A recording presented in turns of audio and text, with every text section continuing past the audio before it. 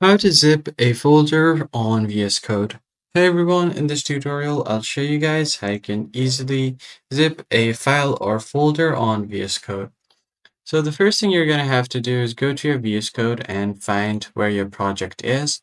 You can do that by heading over to the file section up on the top left.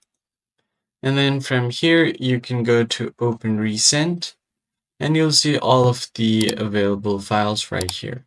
So you can select this is the most recent file that I've opened. Just remember this path. So what I'm going to do is just go ahead and click on this and it will directly take me to this project. So I'm going to go ahead and open my file explorer here. And once you open your file explorer, go to this PC and go wherever your file or folder is located. It's right here, Python project. So this is the folder. What I'm going to do is right click on it. And then from here, you can compress to a zip file. It will create a zipped file for this folder. It will compress all of these available files here, and you can share this with anyone you want.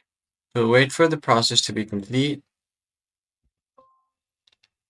Now once that is done, as you can see here, a zip file has been created for Python project.